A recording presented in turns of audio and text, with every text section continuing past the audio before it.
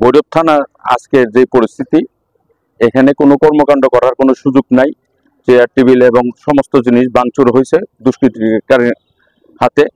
আমরা এখন Bhairab chamber of কমার্সের পক্ষ থেকে চেয়ার টেবিল এবং সমস্ত সবকিছু দিতেছি, যাতে সুন্দর করে যাতে ভৈরবের এই থানার কার্যক্রম চালু করে এবং ভৈরববাসী যাতে এই সেবাটুকু পায়, সেই হিসাবে আমি এই সহযোগিতার হাত আমাদের চেম্বার বাড়াই দিয়েছে। আশা রাখি ইনশাল্লাহ আরো অনেক সমাজের যারা আছে এবং বিত্তশালী যারা আছে এইসব কর্মকাণ্ডে আগায় আসবেন, সেই আশা ব্যক্ত করি আমি আমার। বিসমিল্লাহির রহমানির রহিম।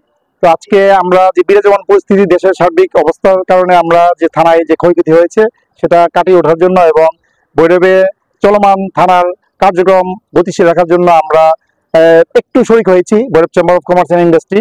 তো আমরা কিছু চেয়ার, 30টা চেয়ার আর 10টা টেবিল আমরা থানায় দিয়েছি এবং আমরা অনুরোধ করবো অন্য যারা আছে তারাও এখানে সহায়তা করবে।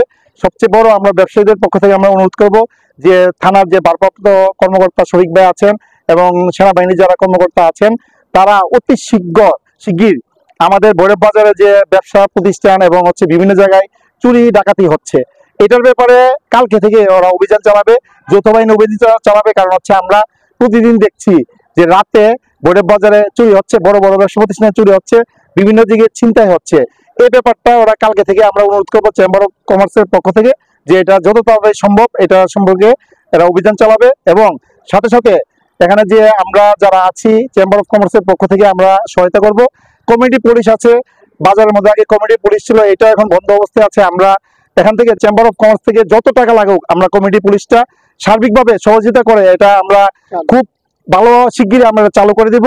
এবং ভৈরবে কিন্তু সারা বাংলাদেশের মধ্যে ছিনতাই এবং চুরি ডাকাতি এটা একটা বদনাম হয়ে যাচ্ছে। এ ব্যাপারে যত শিগগির কাজ করা যাবে সে ব্যাপারে আমরা সহায়তা আশা করব। আপনারা জানেন 5ই আগস্টে আমাদের থানায় কিছু দুষ্কৃতিকারী কর্তৃক আমাদের থানায় লুটপাট, ভাঙচুর, অগ্নিসংযোগ করেছে। এতে প্রায় আনুমানিক আমাদের প্রায় সব মিলিয়ে 10 কোটি টাকার মতো ক্ষতি সাধিত হয় আনুমানিক। তা আমরা আসলে আমাদের যে কার্যক্রমটা ছিল সেখান থেকে স্বাভাবিক যে কার্যক্রম সেখান থেকে আমরা সঠিকভাবে করতে পারিনি। তা আমরা সবচেয়ে কৃতজ্ঞতা প্রকাশ করছি স্থানীয় সুশীল সমাজ, চেম্বার অফ ভৈরব কমার্সের সদস্যগণ, সম্মানিত সদস্যগণ এবং এই যে ছাত্ররা যারা আছেন আমাদের সার্বক্ষণিক আমাদের পাশে থেকে আমাদের সহযোগিতা এবং সাহায্য করছেন, এদের প্রতি সবার প্রতি আমরা কৃতজ্ঞ থাকবো এবং কৃতজ্ঞতা প্রকাশ করছি। আর আইন শৃঙ্খলা বিষয়ে আমাদের গাড়ি বর্তমান একটা আসছে, হয়তো আরো 2-1টা গাড়ি আমরা হয়তো ভাড়া নিয়ে হয়তো আমরা ডিউটি করব।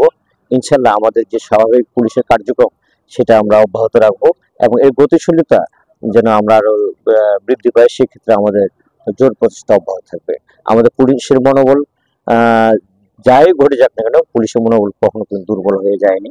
আমরা একজন প্রশিক্ষণ প্রাপ্ত বাহিনী, আমরা ইনশাল্লাহ আমাদের মনোবল সবসময় সবার ঊর্ধ্বে থাকবে, কাজের গতিশীলতা বৃদ্ধি পাবে। 5ই আগস্টের পরে যে পুরো বাংলাদেশে যে একটা ঘটনা ঘটলো বিজয় উল্লাসের নামে, তারপর এই কারণে আমাদের থানা সহ অনেক গুরুত্বপূর্ণ স্থাপনায় ধ্বংস হয়ে গেছে।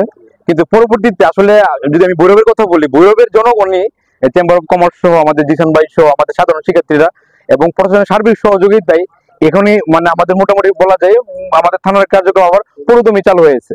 এই যে ফার্নিচার হস্তান্তর সহ সকল কাজ আমাদের শিক্ষার্থী সহ যারা আমাদের ভৈরবের প্রতিনিধি আছেন, ভৈরবের ব্যবসায়িক ভাইরা আছেন এবং ভৈরবের সর্বস্তরের জনগণ, তারা তারাই আবার পরবর্তীতে যে ভৈরব থানাটাকে আবার দাঁড় করে দিয়েছেন। এই কারণে আমি সকলকে ধন্যবাদ জানাচ্ছি এবং আমি আশা করতেছি পরবর্তীতেও আপনারা সকলে সার্বিকভাবে আমাদের ভৈরবের আইন শৃঙ্খলা সহ সকল প্রকার দুর্নীতি অনিয়ম রোধে যে প্রশাসনকে আমরা সার্বিকভাবে সহযোগিতা করব, তাদের পাশে দাঁড়িয়ে আমরা সুন্দরভাবে আবার ভৈরবটাকে সুন্দর করার চেষ্টা করবো। ধন্যবাদ।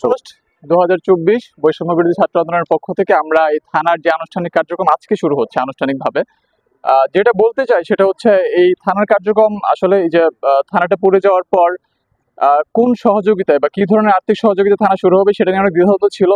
প্রথমে মনে হচ্ছিল একটা বিশেষ রাজনৈতিক দলের নিয়ে হবে কিনা, আমরা সাধারণ শিক্ষার্থীরা তার দায়িত্ব নেই এবং জিসান ভাইয়ের মতো ব্যবসায়ীরা, ভৈরব চেম্বার অফ কমার্সের মতো সংগঠনরা আমাদেরকে সহযোগিতা করে এবং আমরা ফাইনালি আজকে থানাটা দাঁড় করাইতে পারছি।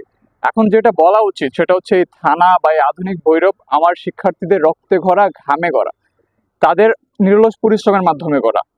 হয়তোবা ভৈরব ওনার প্রতি আমাদের কৃতজ্ঞতা, কিন্তু আমরা সারা দিন রাত মাঠে আছি, মাঠে ছিলাম। তো এই রক্তে, আমাদের শিক্ষার্থীদের রক্তে ঘামে গড়া এই থানার যেন আবার যেন কোনো কলঙ্কের দাগ না লাগে, আর একটা টাকা ঘুষ যেন এখানে না দেওয়া হয়, এবং কোনো ধরনের অন্যায়, দুর্নীতি, স্বজনপ্রীতি এখানে যেন না নেওয়া হয়, সে দায়িত্ব আমাদের সবার, ভৈরবের সকলের। সেই বিষয়ে আমরা সকলকে উদাত্ত আহ্বান জানাবো, আপনারা সতর্ক থাকুন। এই থানায়, ভৈরব থানায় আর একটা টাকা ঘুষ নেওয়া হবে না, একটি বিন্দু পরিমাণ এখানে আর অনিয়ম হবে না। এই আশ্বাস বা এই বিশ্বাস আমি করতে চাই। ধন্যবাদ।